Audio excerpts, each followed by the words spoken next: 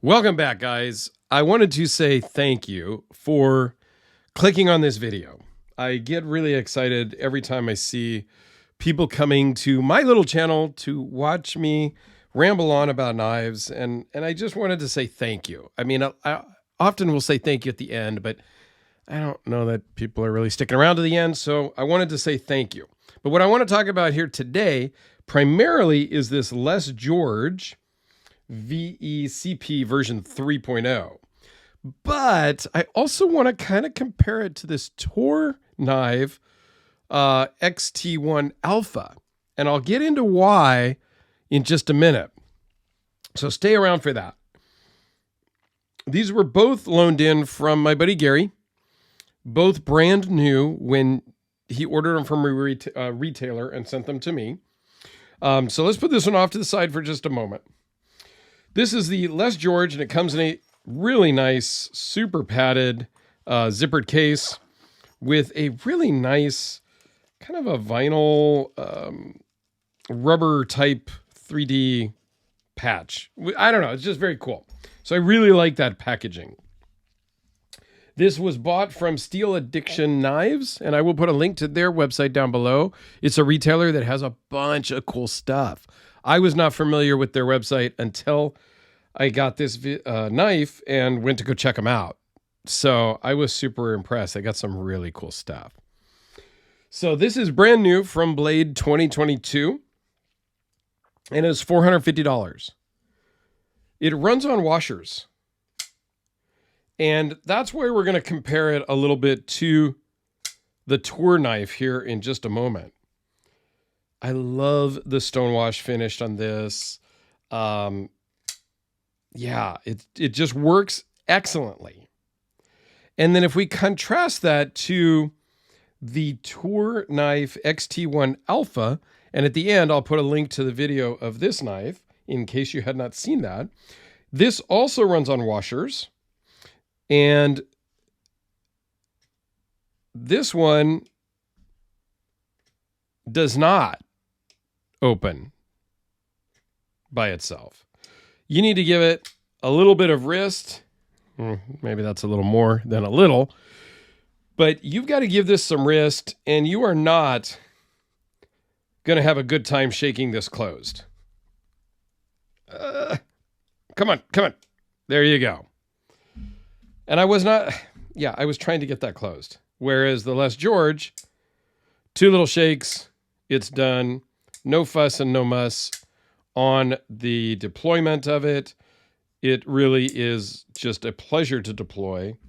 And this is just really frustrating to deploy. Now, I have opened this thing, I kid you not, over 2,000 times. I have sat and worked it and opened it. I've had this for several weeks now. I told Gary I would do my best to break it in. Sure, you could take it apart. You could polish the washers. You could lube it up different and all of that. Yeah, sure. But I think it was the same price, about $475. Should I need to take the knife apart to make it usable? No. So we'll put that off to the side and get that out of my face for now. This guy, on the other hand, I really like for the most part. Let's do the specs and then I'll get into what I like and don't like. 4 5/8 closed, 8 1/8 overall, 3.46-inch blade with a 3.37-inch cutting edge, 0.023 behind the edge. Overall blade thickness is 0.148. Overall thickness is 0.488. CTS XHP. That one never rolls off my tongue well. And it weighs in at 4.9 ounces, which everybody knows the D-cell battery is 5 ounces because I've talked about that a lot. So it's like having a D-cell battery in your pocket, but super more comfortable. And it runs on phosphor bronze washers, as I mentioned. So Les George is in, I believe it is Blue Springs, Mississippi. Whereabouts in Mississippi that is, I have no idea. I've never actually been to Mississippi. My girlfriend is from a small town in Mississippi, but yeah, that's all I know. Very nice. This is the Morph milling pattern. All titanium spacers. Steel, I believe it's a bent steel clip. Let me see if I can check it with my magnet. And of course, I've got a goofy watch going off in the background. Oh, it must be a bent titanium clip, not steel clip. It does have a lock bar insert and an over travel stop. And milled thumb studs. They're very comfortable. Nice cutout for the thumb stud and easy access to the lock bar because this is kind of relieved a little bit. So the lock bar sits a little bit proud, not a lot, but it works fantastically. The one thing that is not my favorite is the pocket clip.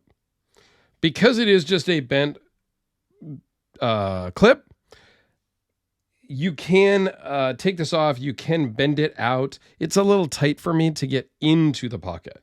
It comes out of the pocket without much problem, but getting it in is a little bit more difficult for me in my particular jeans. Okay? Pocket clip tension is truly going to be a personal thing. It really is. And with a bent clip like this, you as the user and the owner can adjust it.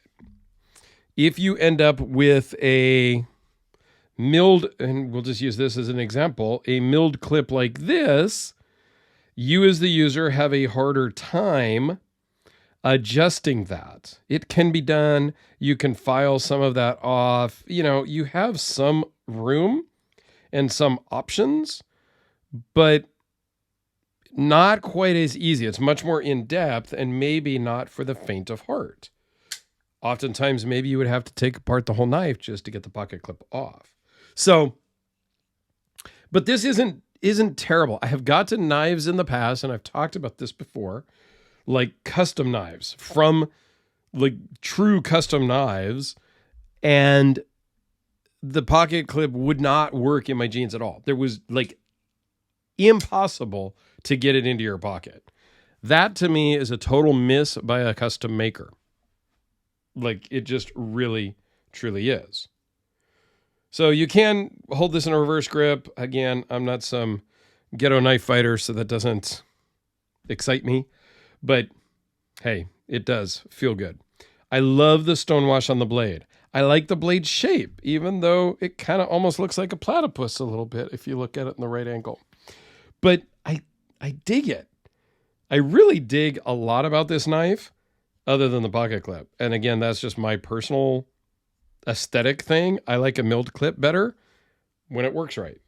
But this, I kind of really dig this knife. I told Gary I would break this one in too. When I did the unboxing, this is how it worked when I unboxed it, brand new. It hasn't needed to break in because Les George knows how to make a knife to be good right out of the box. Now, a little bit about Les George, and I will put a link to his website down below.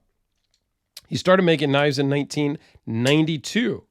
He then went off to the Marines in 1997, where he was originally a heavy equipment operator, heavy equipment mechanic, and then became later on kind of moved into explosive ordnance disposal, close quarters combat, dynamic explosive entry, and a whole bunch of tactical jobs like that. He was over in Iraq doing EOD, 300 type encounters, 100 IEDs. So he has some real world experience in that type of an environment. And what he gathered from that, and I'm not even shocked by this, is that he looks at how tools and knives are made and used and maintained differently than you and I. He's used knives and things in in ways and manners and for uses that you and I can't imagine. We're opening Amazon boxes. We are cutting some rope. We are whittling on a freaking stick for the campfire.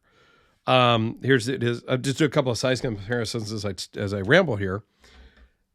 He has real world life and death experiences that give him a perspective to make a knife in such a way that it is worthy of those types of tasks. So I think that gives me a lot of reassurance about how he builds a knife, and that it's built to last and built to be something of high quality and high usability. This is the VC Edge interface, the full dress version number 80. So I don't know. I really dig this. I know Gary is going to like this. And if you don't like the monochrome look, it's just titanium. This is a perfect modding platform. If you wanted to do some coatings or anodizing or something like that, either yourself or to send it to a modder to do some of that. I have used Sean Campbell before to do some work on like 4 or so of my knives over the years, who can mod stuff and repair stuff and do things like that. So yeah, if you're into something like that, this is a good platform for that. If you wanted something in like an OD green or black, it gives you a lot of options to get something that is just kind of a stonewashed finish. A really good kind of blank canvas, if you will.